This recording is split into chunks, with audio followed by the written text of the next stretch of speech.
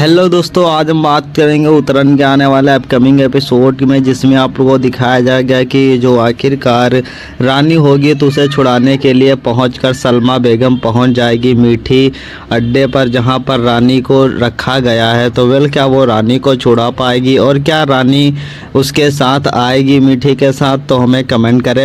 यहाँ पर एपिसोड की शुरुआत में दिखाया जाएगा कि जो रानी होती है तो उससे लेकर यहाँ पर जो आखिर रानी की माँ यानी चमेली होती है तो वो मीठी से लड़ने लगती है, क्योंकि जब उसे पता चलता है कि उसकी बेटी दोबारा से पहुंच चुकी है उन्हीं गुंडों के पास, तो यहाँ पर जो मीठी होती है तो उससे चमेली कहती है कि तू कहा था कि मेरी चमेली को संभाल कर रखना, फिर क्यों तुमने उसके हवाले कर दिया? तभी यहाँ पर जो है तो मीठी सारा कुछ सच बताती है। इधर सीन में दिखाया जाएगा कि जो रानी होती है और यहाँ पर जो आखिरकार गुंडे होते हैं तो वो बच्चों का व्यापार करते हैं, वहीं पर वो इन बच्चों को बेचने वाले होते हैं।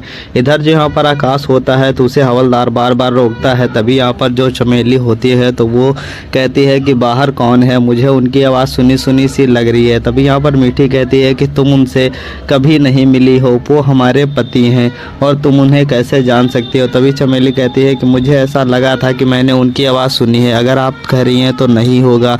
तभी यहाँ पर आपको बता दूं कि जो आखिरकार चमेली होती है तो वो मीठी को लेकर काफ़ी सीरियस होती है।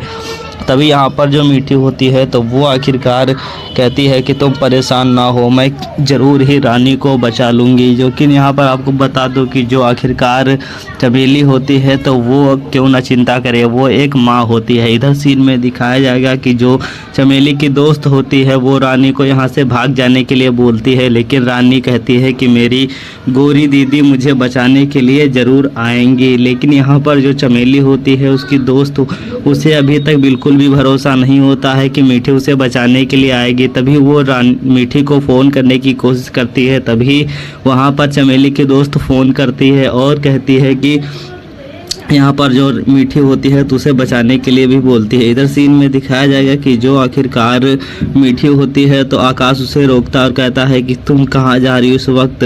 आखिरकार मीठी जो होती है तो वो कहती है कि मैं अकेले ही जाऊंगी रानी को बचाने के लिए।